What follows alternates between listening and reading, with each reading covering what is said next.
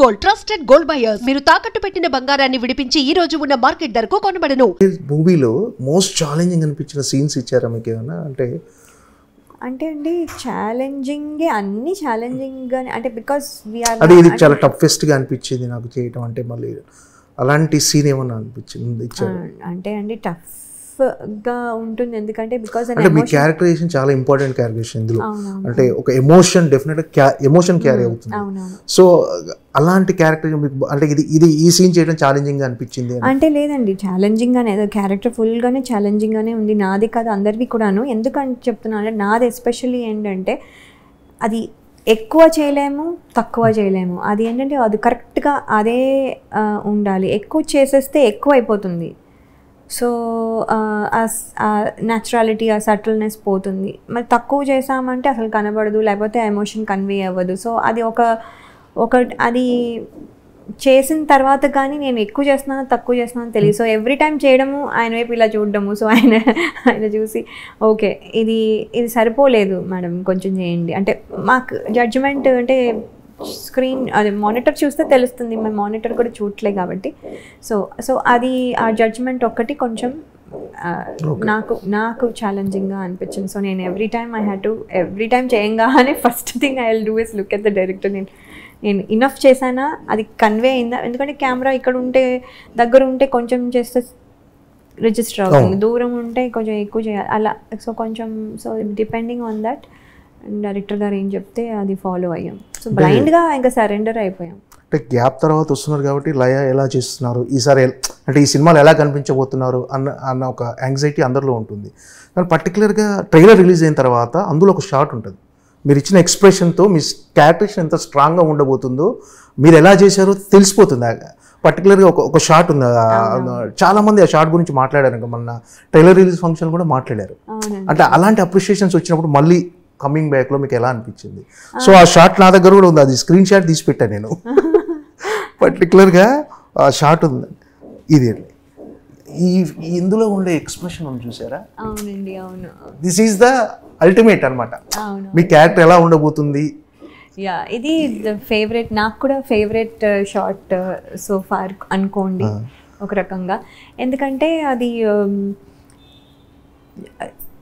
Lot of things దాంట్లో convey అవుతున్నాయి, కానీ ఏమీ చెప్పడం లేదు. మేమేమి చెప్పడం లేదు, కానీ ఒక్క రియాక్షన్లో లాట్ ఆఫ్ థింగ్స్ కన్వే అవుతున్నాయి, ఎక్స్చేంజ్ అవుతున్నాయి. సో అది అలాంటివి చాలా visually and all that. So దాన్ని ఆ ఒక్క షాట్ కోసం ఎంత ఎక్స్ప్లెనేషన్ ఇవ్వాల్సి వచ్చింది అంటే డైరెక్టర్ గారు so many things he had to tell అస్.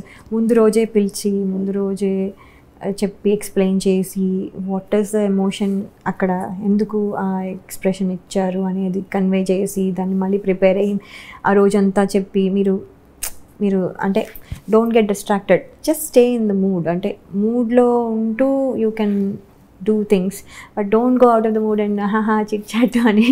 అంటే బికాజ్ సడన్గా అక్కడి నుంచి మళ్ళీ ఇక్కడి నుంచి స్విచ్ అయ్యి ఒక మూడ్లోకి రావాలంటే కష్టం. రెగ్యులర్ సీజన్ ఎవ్రీడే చేస్తున్న వాళ్ళకి అయితే మళ్ళీ గ్యాప్ వచ్చింది కాబట్టి ఈ సెట్ జస్ట్ టేక్ కేర్ అన్నట్టుగా. సో ఆ రోజు కూడా అంత ఎవరితోనూ మాట్లాడలేదని కాదు, మాట్లాడుతూ ఉన్నా ఎక్కువ ఇంటరాక్షన్ లేకుండా చూసుకుంటూ I was staying, listening and thinking అని చెప్పారు అని. సో ఆ షార్ట్ జరుగుతున్నప్పుడు కూడా what is going on, what did he tell me అన్నట్టు థింక్ చేసుకుంటూ చేశాం. So it's a very touching మీరు చెప్పారు కదా, అంటే ఎక్కువ ఇవ్వద్దు ఆ టైంలో, ఎక్స్ప్రెషన్స్ తక్కువ ఇవ్వద్దు, బ్యాలెన్స్డ్ గా ఉండాలి. అలా this is a perfect example for మీరు చెప్పిన షార్ట్ కి ఇది పర్ఫెక్ట్ ఎగ్జాంపుల్. అవునండి, అండ్ అది కూడా ఏంటంటే సన్సెట్ అయిపోతుంది, ఆ లైట్ పోయే లోపల we have to finish everything. అది అసలు మాక్సిమం ఒక హాఫ్ అన్ అవర్ ఉంటుందేమో. హాఫ్ అన్ అవర్లో వీ హ్యావ్ టు, ఆయన క్లోజ్, నా క్లోజ్, ఇది క్లోజ్, అది ఇది అని తీయాలి. So there is only just half an hour, మాకు హాఫ్ అన్ అవర్లో చేసేయాలి. సో మళ్ళీ వన్ మోర్ లేదు, నెక్స్ట్ డే లేదు, నెక్స్ట్ డే మళ్ళీ అంత దూరం, ఆల్మోస్ట్ అంత దూరం పైకి ఆ కార్లు కూడా వెళ్ళవండి, చాలా కష్టం. It's very difficult. మారేడ్మల్లిలో ఆల్ ద వే అప్ అక్కడెక్కడో సన్సెట్ పాయింట్లో తీయాల్సిన location is very difficult to go. అలాంటి లొకేషన్ మళ్ళీ ఒకవేళ సరిగా రాకపోతే there is no one more or there is no another day.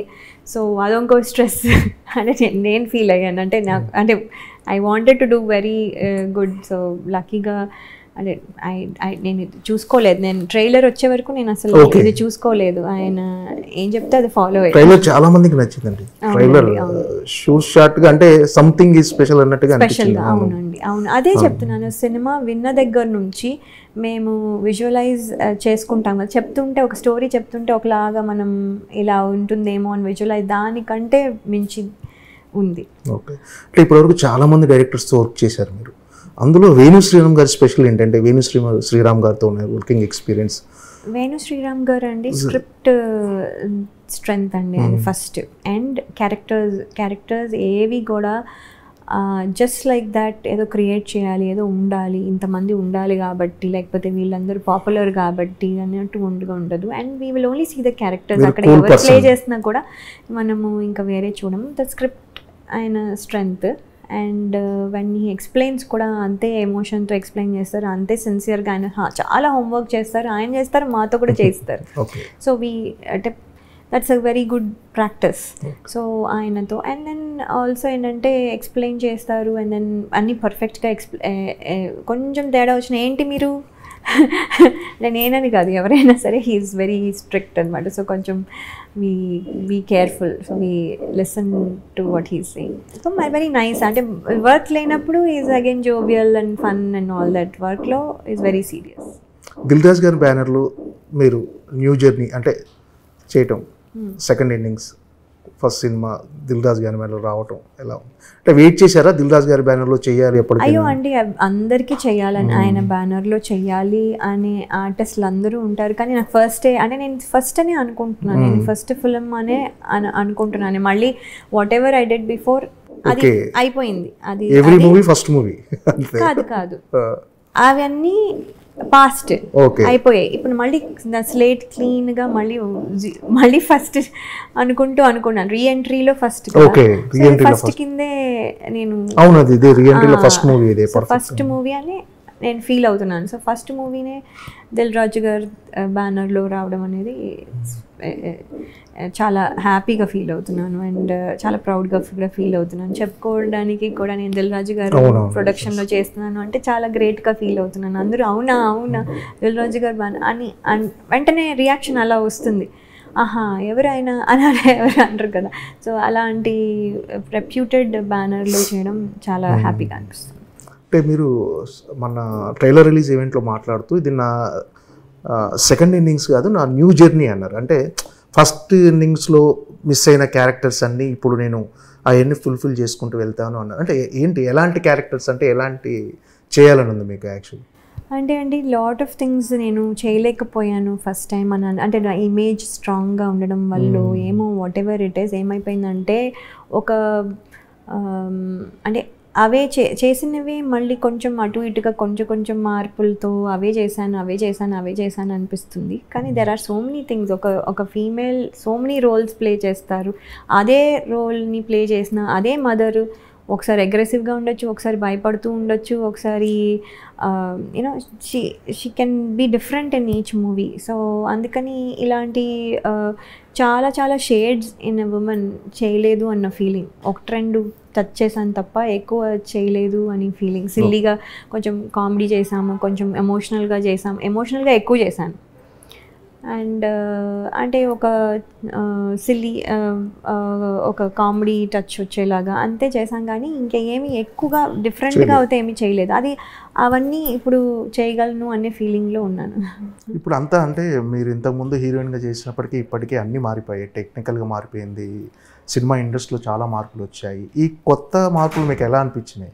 మార్పులు మంచివండి. అంటే ఎప్పుడు మనము ఏది చేసినా ఇప్పుడు ఫర్ ఎగ్జాంపుల్ దీని ముందు నేను ఐటీలో పనిచేశాను. కానీ ఐటీలో కూడా అంతే, నేను 2011లో పనిచేసినట్టుగా నేను 2025లో పనిచేయలేను. సో మనం నేర్చుకుంటూ ఉండాలి. కొత్తవేవో టెక్నాలజీ వస్తుంది, వాళ్ళే కొన్నిసార్లు ట్రైనింగ్ ఇస్తారు, మేము అప్డేట్ అవుతూ ఉండాలి, నేర్చుకుంటూ ఉండాలి. అలాగే ఫిల్మ్స్ కూడా అన్నీ అప్డేట్ అవుతున్నాయి. ఇప్పుడు పాత పద్ధతులు లాభం లేదు. సో మనం ఇప్పుడు మళ్ళీ మనం కొత్తగా అన్నప్పుడు మనం నేర్చుకునే ఫేజ్లో ఉంటాం. ఇదేంటి ఇప్పుడు ఇది ఇలా మారిందో, ఇలా చేయాలా, అప్డేట్ అయిపోయాక ప్రాబ్లం లేదు. అప్డేట్ అవ్వనప్పుడు మనం ఇది అబ్జర్వ్ అండ్ లెర్న్ లోనే ఉండాలి అని నా ఫీలింగ్. సో నేను అదే లెర్నింగ్ ఫేజ్లో ఈ సినిమా అయితే ఆ లెర్నింగ్ ఫేజ్లో ఉంటూ చేశాను అనమాట. అంటే లగ్జరీస్ పెరిగాయి, ఇప్పుడున్న వాటిలో కంఫర్ట్స్ పెరిగాయి, వాటిని ఎలా రిసీవ్ అంటే వాటి విషయంలో ఎంతవరకు? అవి డెఫినెట్గా పెరిగాయండి. అవి మంచివే, ఎందుకంటే ఒక కంఫర్ట్ ఇస్తుంది, ఆర్టిస్ట్కి కంఫర్ట్ ఇస్తుంది. ఇదివరకు లేకుండా కూడా మాకేమీ తెలియలేదు, చేసేసాము. అంటే ఉండడం అలవాటు అయిపోయింది. ఇప్పుడు అది లేకుండా మళ్ళీ చేయగలమా అంటే ప్రాబ్లీ చేయగలం, కానీ అవసరం లేదు. అంటే ఆ లగ్జరీ ఈజ్ రిక్వైర్డ్. నిజంగా అది లగ్జరీ కాదు, actually it's become a necessity.